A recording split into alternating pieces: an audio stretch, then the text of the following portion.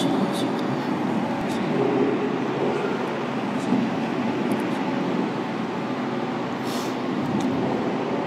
الحمد لله نحمده ونستعينه ونستغفره ونؤمن به ونتوكل عليه ونعوذ بالله من شرور أنفسنا ومن سيئات أعمالنا من يهده الله فلا مضل له ومن يضلله فلا هادي له ونشهد أن لا إله إلا الله وحده لا شريك له ونشهد أن سيدنا وسندنا وحبيبنا ومولانا محمدا عبده ورسوله أما بعد فقد قال الله تبارك وتعالى في القرآن المجيد وذروا ظاهر الإثم وباطنه وقال تعالى إن الله يحب التوابين ويحب المتطهرين صدق الله العظيم وقال النبي صلى الله تعالى عليه وسلم اتق المحارم تكن أعبد الناس وصدق رسوله النبي الكريم يا رب صل وسلم دائما أبدا على حبيبك خير الخلق كلهم اللهم صل على سيدنا محمد وبارك وسلم اللهم صل على سيدنا محمد وبارك وسلم اللهم صل على سيدنا محمد وعلى آل سيدنا محمد صلاة دائمة مقبولة تؤدي بها عنا حقه العظيم. گرامی قدر واجب الاحترام میرے عزیز مسلمان بھائیوں دوستوں بزرگوں، اللہ رب العزت نے قرآن کریم میں ارشاد فرمایا وَذَرُوا ظَاهِرَ الْإِثْمِ وَبَاطِنَهُ،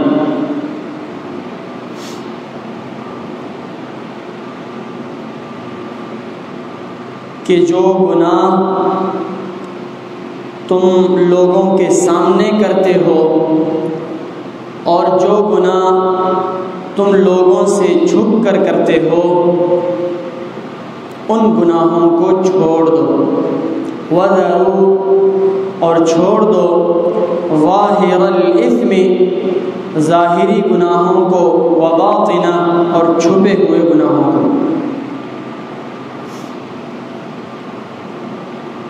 گناہ کسے کہتے ہیں؟ اللہ رب العزت نے دنیا میں ایک عجیب نظام اور اصول اور ضابطے ہمارے لیے بنائے ہیں اور ایک فطرت بنائی ہے۔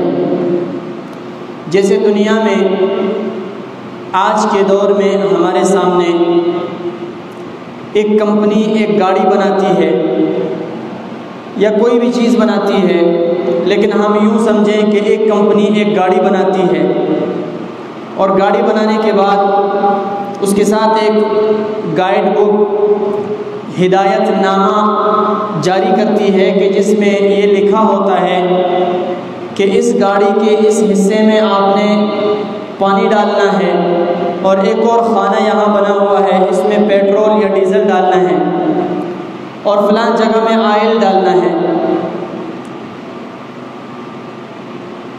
ہم میں سے ہر شخص یہ سمجھتا ہے اور اس پر عمل کرتا ہے کہ جو خانہ ڈیزل کے لیے بنایا گیا ہو اس خانے میں ہم میں سے کوئی بھی ایسا بندہ معاشرے میں اب تک ہماری علم کے مطابق سامنے نہیں آیا کہ جس نے ڈیزل والے خانے میں پیٹرول ڈال دی ہو اور کہا ہو کہ بھئی کمپنی کا دماغ خراب ہوا ہے، اس خانے میں پیٹرول ڈال دوں تب بھی گاڑی چلے گی۔ الٹا اگر کوئی اس قسم کی بات کہے یا کرے تو ہم اسے بے وقوف اور پاگل کہتے ہیں۔ کیوں؟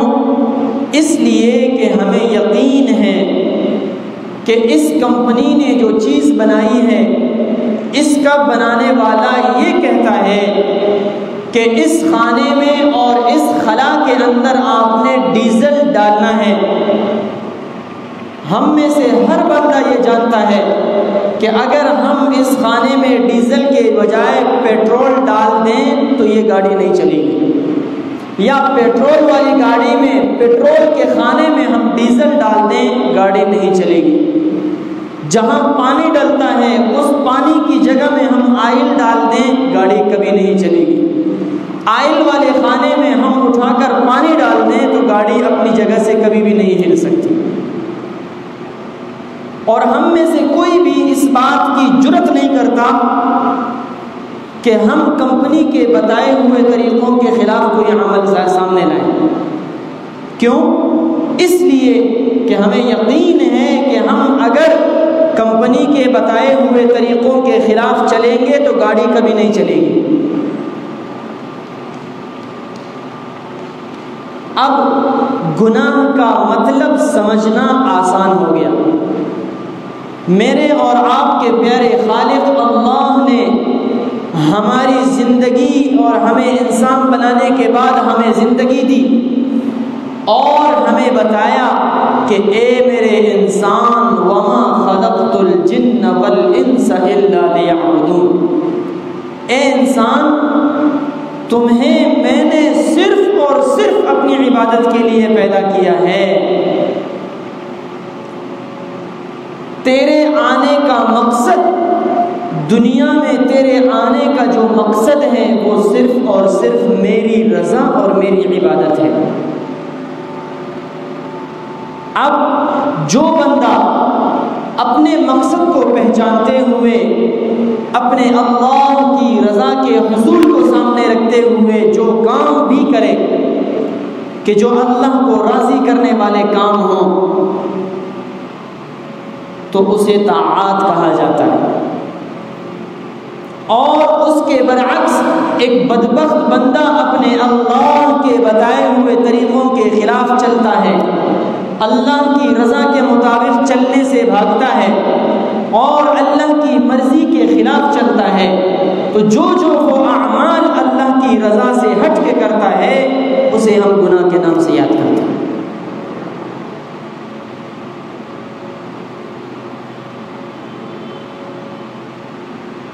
اسے ہم گناہ کہتے ہیں۔ اللہ کے بتائے ہوئے طریقوں سے ہٹ کر زندگی گزارنا، محمد الرسول اللہ صلی اللہ علیہ وسلم کے احکامات سے ہٹ کر زندگی گزارنا، اس کا نام گناہ ہے، نافرمانی ہے، اللہ سے بغاوت ہے، فطرت کی خلاف ورزی ہے، اور جہاں جہاں فطرت کی خلاف ورزی جو کرے گا ہمیشہ اسے شکست ہوگی۔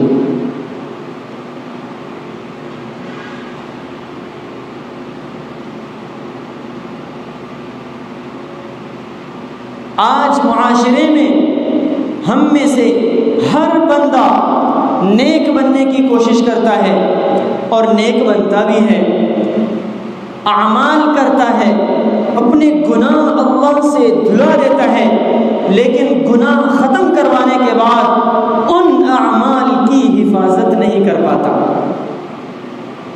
ہمارے معاشرے کا سب سے بڑا المیہ، سب سے بڑی خرابی، سب سے بڑی تباہی یہی ہے کہ ہم میں سے ہر بندہ نیک عمل کرنے کے بعد اس نیکی کی حفاظت نہیں کر پاتا۔ چنانچہ حج کرتے ہیں، حج کے بعد کتنے ایسے لوگ ہیں کہ حج میں انسان ایسے گناہوں سے دھل جاتا ہے، اس کے گناہ دھل جاتے ہیں کہ جیسے بچہ اپنی ماں کے پیٹ سے نکلتا ہے اس کے ساتھ کوئی گناہ نہیں ہوتا، بالکل بعینہ ہی اسی طرح جو اللہ کے بتائے ہوئے طریقوں کے مطابق حج کرتا ہے، محمد رسول اللہ صلی اللہ علیہ وسلم کی سنتوں کو زندہ کرتا ہے، حج کرنے کے بعد اس کے گناہ ایسے ہی دھل جاتے ہیں۔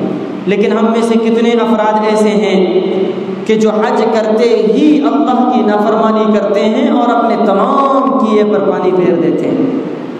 نماز پڑھی، تہجد پڑھی، تلاوت کی، رمضان میں اپنی مغفرت کروا کے نکلے مسجد سے، دوسرے لوگوں کی غیبت شروع کر دی، اپنی زبان سے دوسروں کو تکلیف دینے لگے، دوسروں کا حق کھانے لگے، دوسروں کے اوپر بہتان اور الزام تراشی کرنے لگے۔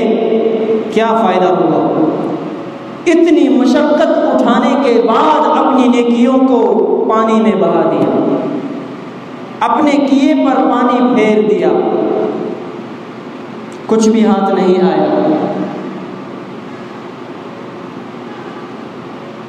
چنانچہ اس کی مثال اس شخص کی سی ہے کہ جو نیکیاں کرتا ہے، تلاوتیں کرتا ہے، اپنی زندگی میں اپنی جلوت کی زندگی کو بھی نیکی کے مطابق چلانے کی کوشش کرتا ہے اور نیکیاں کر کے باہر نکل کے گناہ کر جاتا ہے، تو اس کی مثال اس بندے کی ہے کہ قیامت کے دن ایک بندہ آئے گا اور اس کے ساتھ اتنی نیکیاں ہوں گی کہ نیکیوں کے پہاڑ لگے ہوں گے، تو وہ خوش ہوگا کہ آج میں جنت میں جاؤں گا۔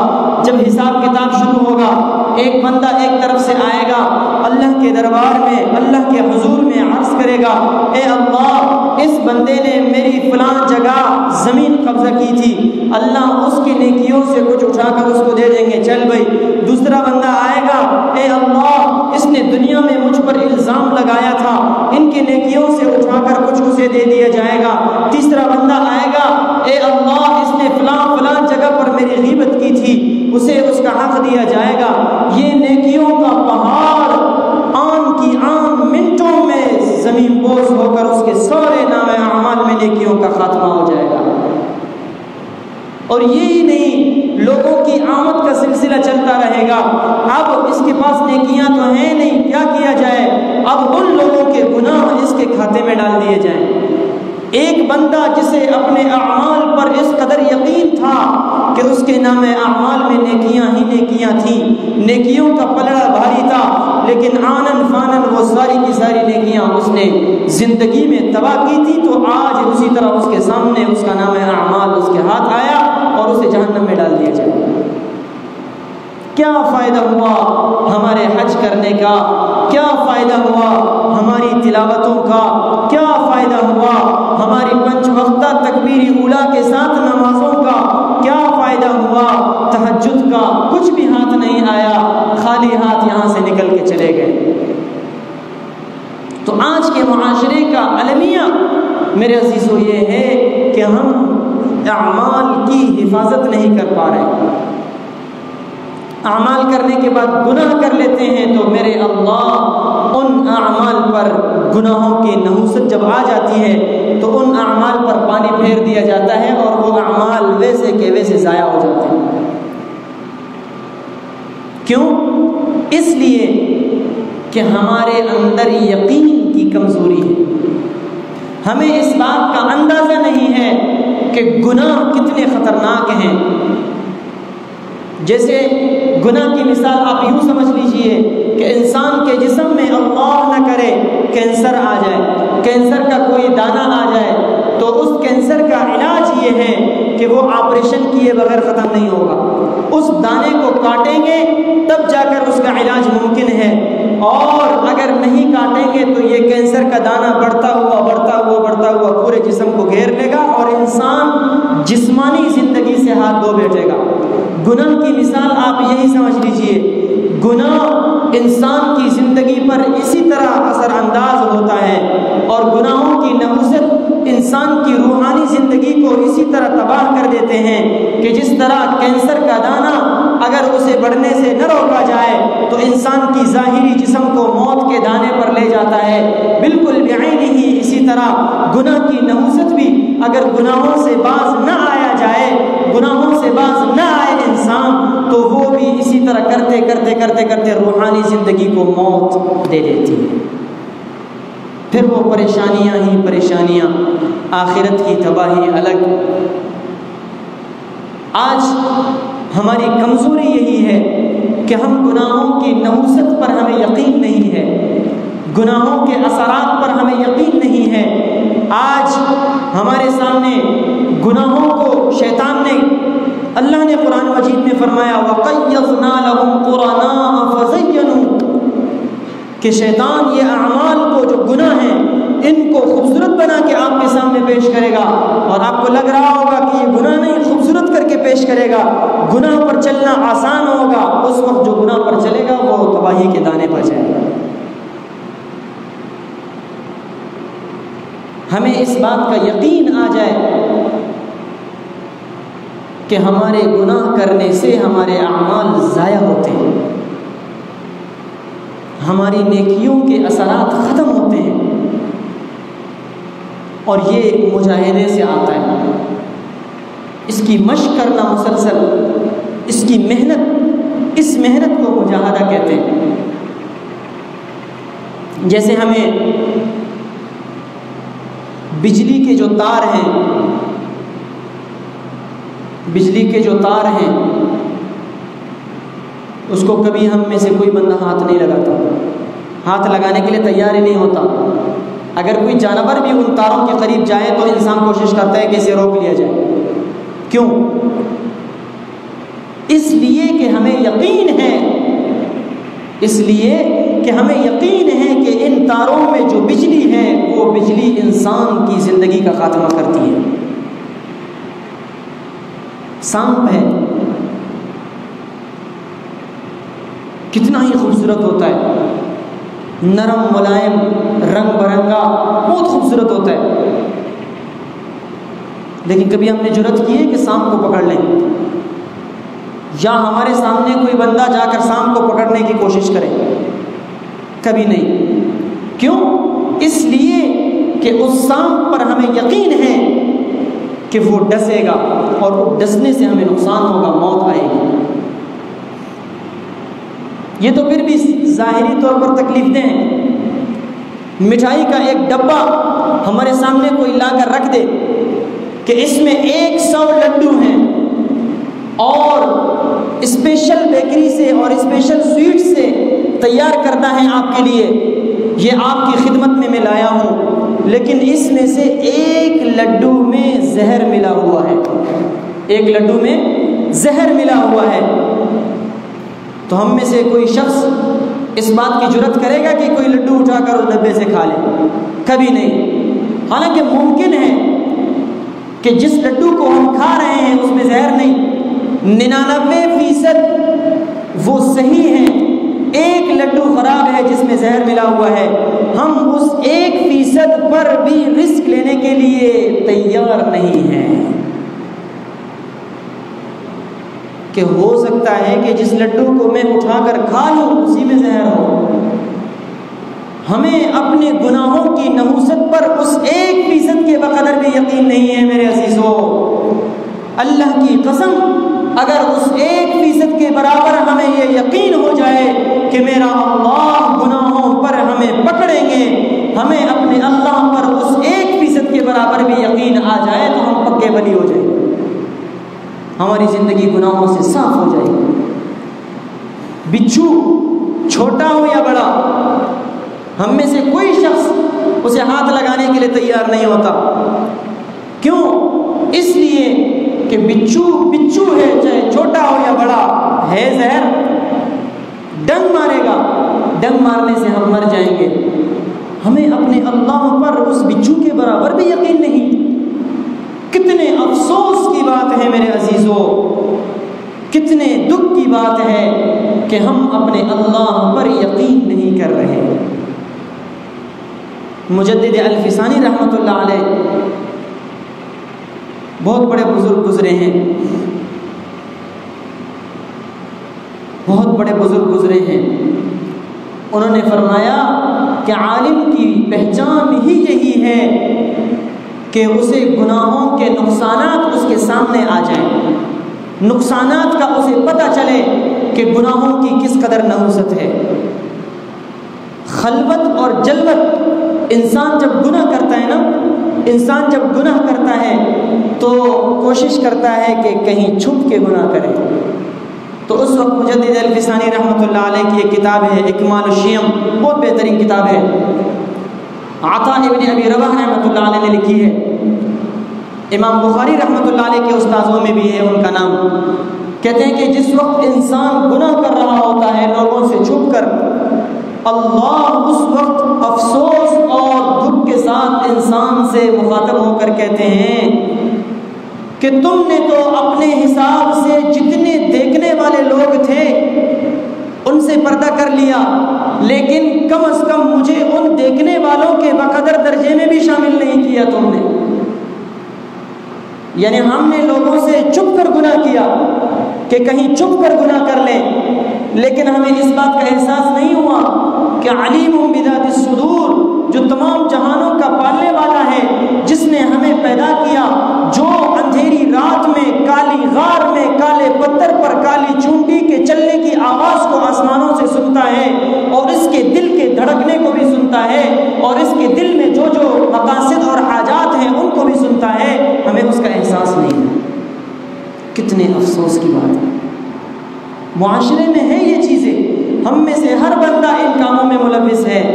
تو ضرورت اس بات کی ہے میرے عزیزو، ان ٹوٹے پوٹے اعمال کی حفاظت کرنے والے بن جائیں۔ جو اعمال ہم نے تھوڑی سی تلاوت کر لی، تلاوت کرنے کے بعد ان تلاوت کے ثواب کو ضائع کرنے سے بچائیں، گناہوں کی نحوست سے بچیں، جھوٹ سے بچیں، بہتان سے بچیں، حرام خوری سے بچیں۔ اس معاشرے میں ہم میں سے ہر بندہ، دیکھیں ہم کتنے پانی میں ہیں، دنیا میں تمام محکموں میں اس وقت رشوت چل سکتا ہے اور چلتا ہے، لیکن میرے عزیزو ایک جگہ ایسی ہے جہاں رشوت نہیں چلتا، وہ آپ کا دل ہے۔ آپ کا دل وہ قاضی ہے جو بغیر رشوت کے آپ کو فیصلہ دے گا کہ یہ جو کام آپ کر رہے ہیں یہ صحیح ہے یا غلط ہے۔ آپ کر کے دیکھیں، کوئی بھی کام کرنے سے پہلے ذرا سوچیں، دل کی طرف متوجہ ہو کر، آیا جو میں کام کر رہا ہوں صحیح ہے یا غلط؟ کتنا ہی گناہگار بندہ کیوں نہ ہو، اس کا دل فیصلہ دے گا کہ بھائی یہ غلط ہے۔ سلمان بن یسار رحمۃ اللہ علیہ جلیل القدر تابعی گزرے ہیں، گناہوں سے بچنے کے اثرات اور ان کے فائدے کس قدر ہیں دیکھیے ذرا اس واقعے میں۔ سلمان بن یسار رحمۃ اللہ علیہ حج کے سفر پر روانہ ہے، اپنے مریدین کے ہمراہ راستے میں چلتے ہوئے ایک جگہ پڑاؤ ڈالا، پڑاؤ ڈالنے کے بعد کھانا کھانے کی غرض سے جو ان کے ساتھ اشیاء خورد نوش تھی وہ نکالا تو دیکھا کہ اس میں کمی ہے، وہ ساتھیوں کو پورا نہیں ہو رہا۔ تو ساتھیوں نے کہا کہ حضرت آپ آرام کریں، ہم جا کر قریبی محلے سے جو وہاں آس پاس محلے ہیں وہاں سے جا کر کچھ راشن لے آتے ہیں تاکہ ہم سب مل کر کھا لیں۔ سلمان بن یسار رحمۃ اللہ علیہ نے آرام کی نیت سے بیٹھے ہوئے تھے، وہ ساتھی چلے گئے۔ سلمان بن یسار رحمۃ اللہ علیہ حج کا سفر ہے، وہ راستے میں ہیں، تو اتنے میں دیکھا کہ ایک خوبصورت سی دوشیزہ لڑکی آئی اور اس نے کچھ باتیں کی، ان کو سمجھ میں نہیں آیا، انہوں نے محسوس کیا شاید ہو سکتا ہے کوئی ضرورت مند حاجت مند عورت ہو اور کوئی چیز مانگ رہی ہو، تو وہ انہوں نے اٹھا کر اپنے راشن میں سے کچھ اسے دے دیا۔ تو عورت کہنے لگی کہ میں جس چیز کو مانگ رہی ہوں وہ یہ نہیں ہے بلکہ گناہوں پر آمادہ کرنے کے لیے آئی ہوں۔ سلمان بن یسار رحمۃ اللہ